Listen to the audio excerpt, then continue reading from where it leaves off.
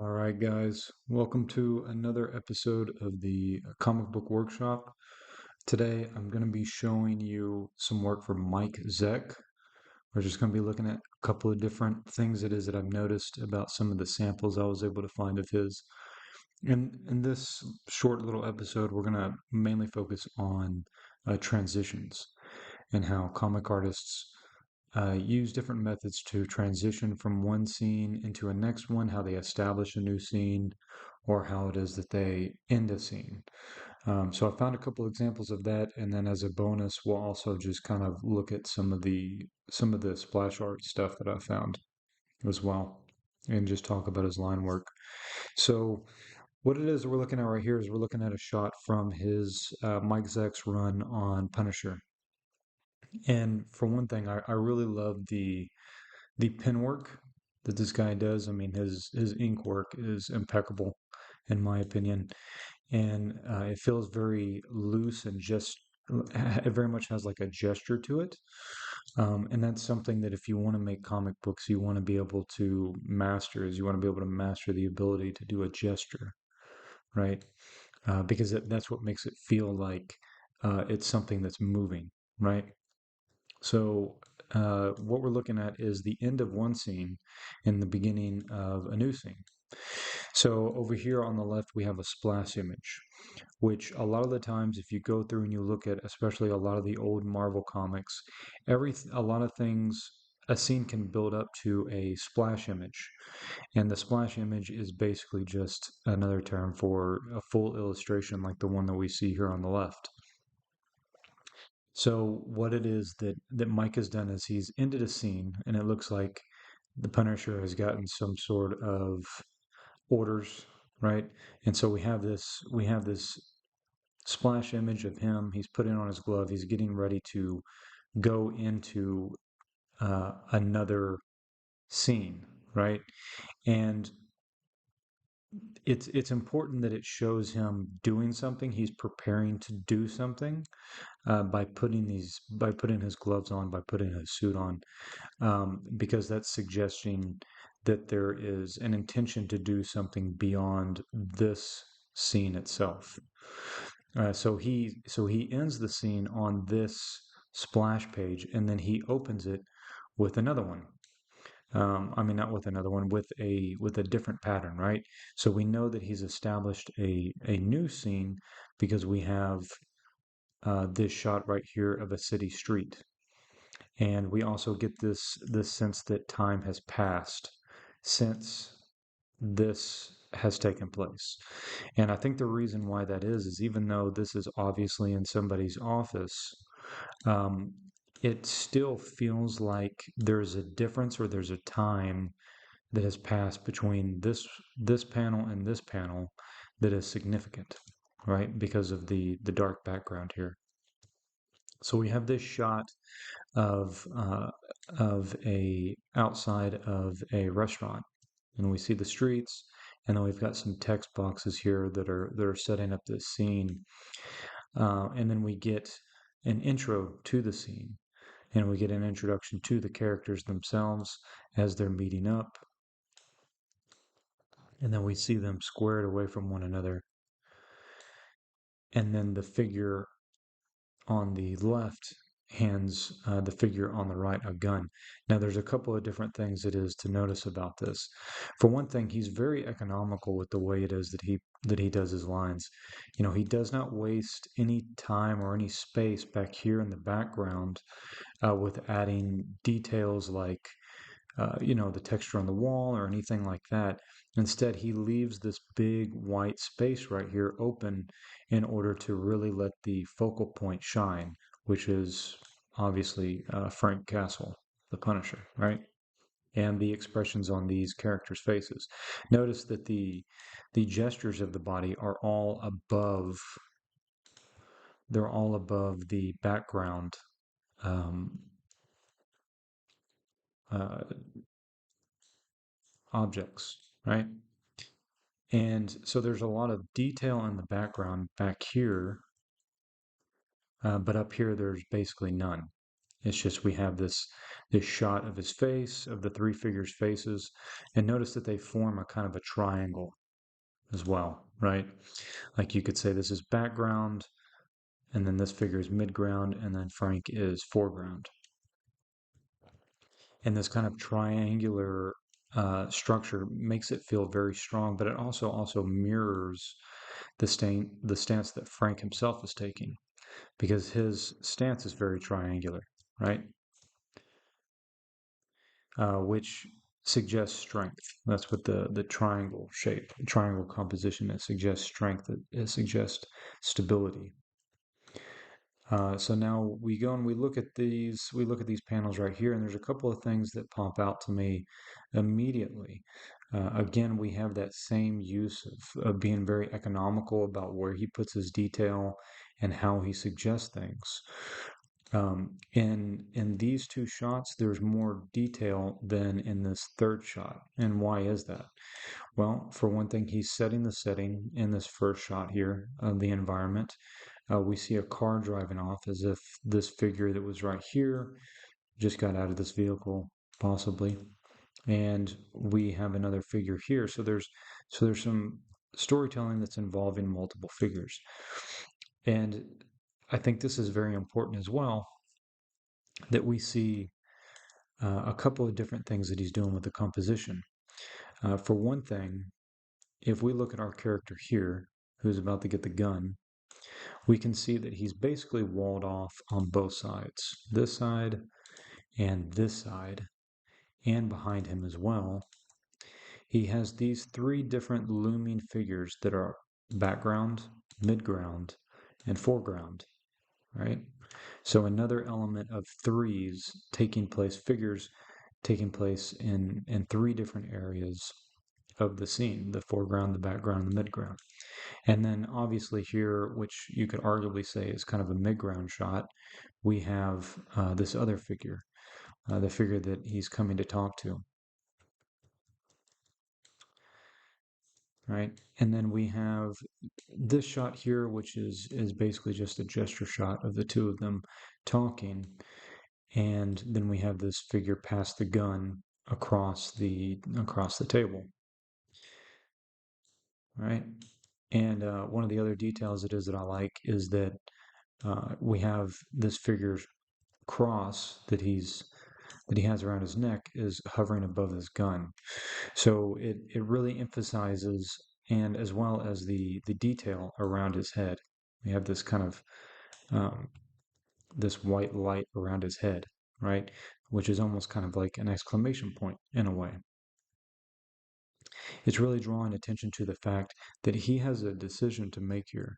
He has a decision to make between his morals and this task that is being given to him. So let's go ahead and let's jump to another one. So this is another Punisher shot. I love shots like this in old Marvel comics because you have a lot of action and a lot of perspective going on, right? So we have this shot of Punisher. He's falling towards the ground, and and this is kind of creating this kind of box that he's almost falling into, right? And we have all these leading lines that are connecting to the body. And notice that these leading lines here, there's a couple of different things he's doing, right? He's losing the detail of the form itself and just suggesting it with incomplete lines as these lines go up and away from the body, right? And they're coming towards us. And then we have this scene that almost feels like he doesn't put any kind of sound effects in it, which is interesting because you can almost hear the sound effect of this guy hitting the ground. Excuse me. Sorry about that. So you can almost hear the Punisher hitting the ground. Boom. He hits the ground. And then we have the after shot. So we have the before, when it happens, and then after. So there's a clear depiction of the before, during, and after in this three panel shot, right? And then we have another close-up shot that feels very much like this is definitely a transitional shot that he's transitioning out of a scene. I don't have the next page on this, so I'm not sure where it is. But again, it feels very much like a scene out of a film. The way it is that he does this, we have a before as this car is driving up, a during, couple of shots, and then you could say this is kind of an after. Um, you know, possibly this woman is walking up on him. He's losing consciousness, and it's interesting the way that he fades the scene out by just using black and text, and that's it. And that's something that a lot of the old Marvel guys used to do that I don't really think I see that much anymore. All right, so we got one more. And so again, we have this establishing shot. We have this establishing shot here, New York City, and it looks like we're looking down on some buildings, right? And then we're zooming in on one particular one, which is Tommy's Corner. And then he lets us know that we're looking at a clearer version of this by keeping the name partially uh, partially there, right? And then we also see that Spider-Man has shown up because we see his shadow and it's fallen onto this location, even though it says sorry, we're closed, right? So there's a good amount of visual information it is that we've already been communicated. And then we have these figures here. They're at this bar, and it looks like some sort of it's a funeral for this guy. And we have a scene transition to somebody who's digging this man's grave. And then we have this transition to Spider-Man in his black suit showing up and assailing these guys. So the main thing I wanted to show here was the way it is that he transitions through these different shots, right? You could say these are bigger leaps here, here, here. This is definitely a big leap. And then it feels almost like moment to moment we're seeing the whole scene, right? So that's pretty much what it is that I wanted to cover as far as the techniques of what it is that I've noticed about his work. But we're going to take a look at a couple of different pieces of his as well.